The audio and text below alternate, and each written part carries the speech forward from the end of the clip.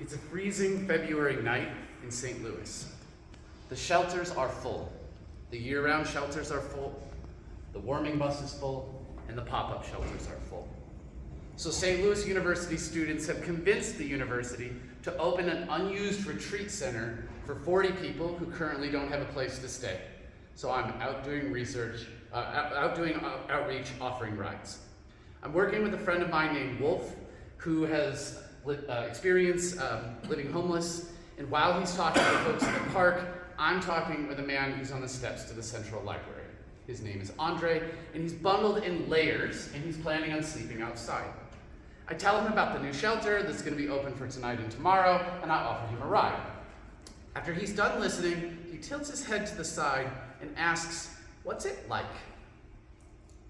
I'm a little taken off center by this question, but I shouldn't. Shelters are dramatically variant. Some are very large, some are small, some are great, some are not so great. So I describe the students who are running it, I tell them about the location, I tell them about the building, and it's only after that he hears about the qualities of the place that he decides to get in my car and come with us. Humanity faces complex problems that do not have one solution. And response to those problems require an array of approaches and solutions. And there are many ways, ultimately, that we can do justice. Today, I would like to elaborate on and introduce a specific paradigm of justice, namely qualitative justice. We often think of the word qualitative as a trait that research can have, but I argue that the qualitative logics are deeply activistic, and that qualitative justice can be practiced by people across all organizations, occupations, social positions, and level of education. And that there are common practices that are driven by qualitative values, employ qualitative skills, and aim for qualitative outcomes for the benefit of the greater good. So I want to spend a moment, if you're not super familiar with all the sort of different dimensions of justice. Justice is a complicated reality, and one of the ways that we address this complicated reality is with adjectives. We append these different notions to the idea of justice to accomplish different work. So there's social justice, racial justice, environmental justice, restorative justice, criminal justice, economic justice, distributive justice, the list goes on. These paradigms, they are rooted in social phenomenon that they care about particularly. They offer visions of fairness and equity and liberty. They come with imaginations about what counts as justice. They come with political and philosophical underpinnings. There are specialized skills that are connected to different traditions of justice. Therefore, they bring with them also interpretive frameworks, pragmatic inclinations, intellectual traditions, and ultimately guiding values. So for instance, restorative justice is justice focused on healing, forgiveness, and community well-being, and uses those as methods for subverting more retributive visions of justice. Or procedural justice is an approach to building rules and processes that people believe are fair and focus on process as opposed to outcome. So in every single one of these different approaches, what we get are paradigms that shape our hopes and imaginations about what human flourishing are, but also reveal the different directions and rubrics for action. And I think it's also worth noting that these are sometimes constructed in tension with, in opposition to, or supportive of each other. So restorative justice might understand itself as critiquing certain kinds of criminal or retributive justice. Someone might likewise construct racial justice and economic justice as mutually and beneficially in tension with each other as we think about what flourishing on a human planet in a history of racist colonial activity. So what then do I mean by qualitative justice? And what I want to do before I get into my version, I want to share a set of questions that I used to guide myself in this reflection. And I invite you, sort of the same invitation, to maybe co-invent qualitative justice with me. And maybe your version of qualitative justice is different than mine. So these are some questions I took seriously, and I invite you to take them seriously too. What does qualitative justice aim for? How does it accomplish these goals?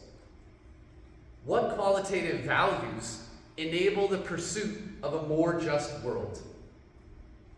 What qualitative skills can be used as tools for action in the face of shared toils? What do fairness and fellowship and freedom and flourishing look like when conceptualized qualitatively?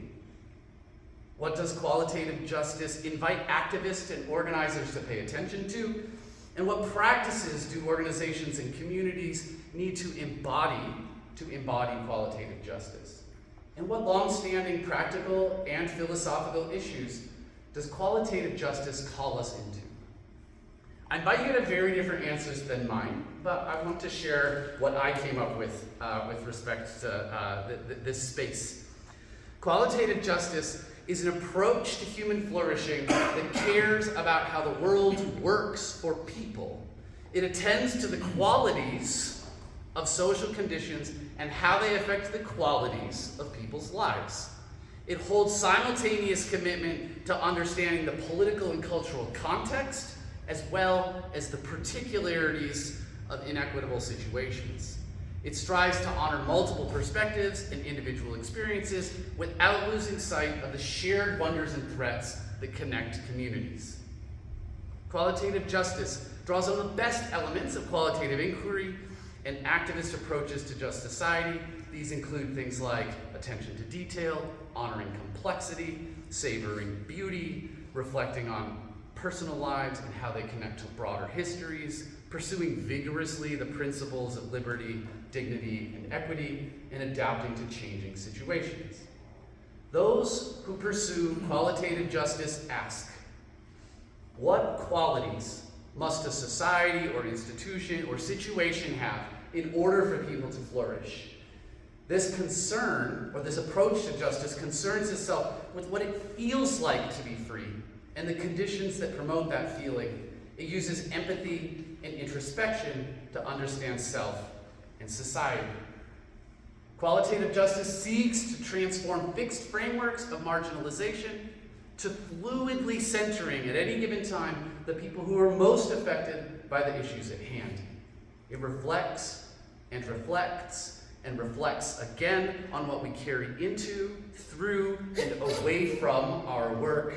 It uses bodies and relationships and media to imagine and create new worlds, even as it plans, aspires, embodies, relates, curates, summarizes, argues, visualizes, writes, presents, and rests for the sake of justice.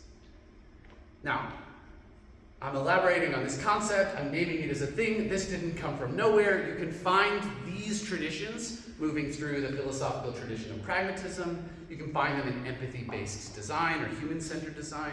You can find them in participatory action or community-based research methods. You can find them in frameworks of organizational learning. You can find them in critical feminist organizational scholarship. You can find them in indigenous and decolonial worldviews and methodologies.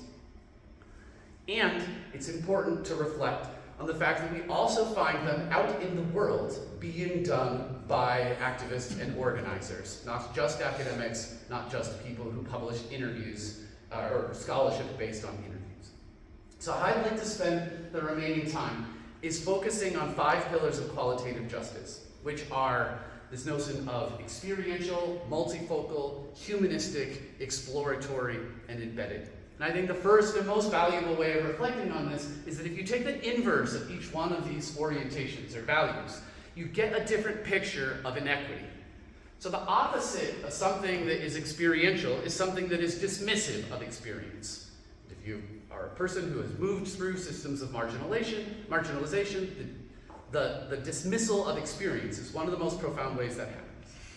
When we think about the inverse of multifocality, it's a fixed focus, a refusal to change what the object of interrogation is under, what we are focused on, refusing to let the margins resolve, and refusing to let us move closer or back from the thing that we're thinking about. The opposite of humanistic is, of course, dehumanized, which is a tool of marginalization and oppression. The opposite of exploratory is rigid, right? Rigid systems which always have one outcome given a set of deterministic frameworks. And the opposite of embedded is detached, pulled away, refusing to allow solidarity to build. And it is each of these things, each of these 5 things, that allows qualitative justice to flourish. So because qualitative justice is experiential, it allows us to overcome structural limitations that prevent participation. It allows us to strategically reconfigure pathways of listening that allow people's experience to change policies and practice. Because qualitative justice is multifocal, it allows us to create clear and compelling social accounts of the context while also exploring the particular injury or flourishing in specific places and how those two things connect. Because qualitative justice is humanistic, it allows us to explore the complexities of social issues, adapt to differences between communities, and appeal to diverse stakeholders with various worldviews. Because it is exploratory, it allows us to evaluate and design programs or services in the face of complexity and attend to the changing conditions that arise in communities. And lastly, because qualitative justice is embedded, it allows us to honor local meaning making, gain credibility therefore, discover false representation of an issue, and identify uniques and strengths. Why I think this is important is because I'm going to show you 5 pictures of people who probably aren't qualitative researchers and probably don't come to academic conferences. But I would argue that what we have is a piece of paper somewhere, it's written. Activists all over the world drawing on the perspectives of people with lived experience connected to the social issue to change policies. When we say we cannot make this decision without people who have experienced it, that is an experiential value. Activists all over the world connect the particularities of one person's struggle to the broader collective struggle. Organizers act on the breadth of the human condition, not only engaging in protest advocacy, but broader networks of mutual aid and solidarity. They help navigate the intersectional identities of people who are moving through systems of care. And they move through worlds to meet people where they are.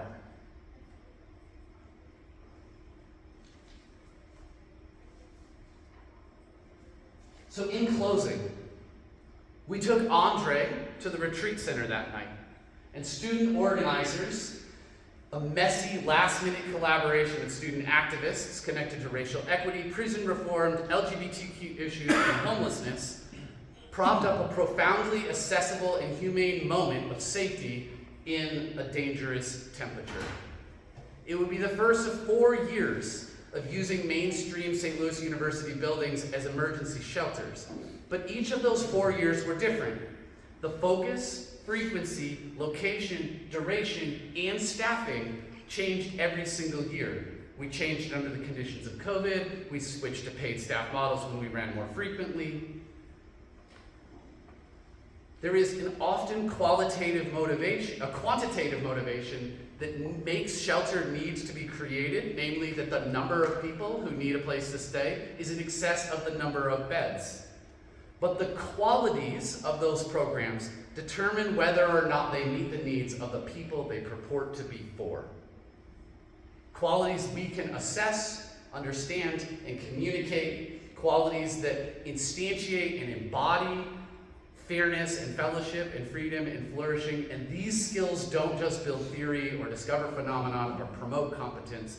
They are a rubric for action, a means of transformation, and a pathway towards justice, a qualitative justice.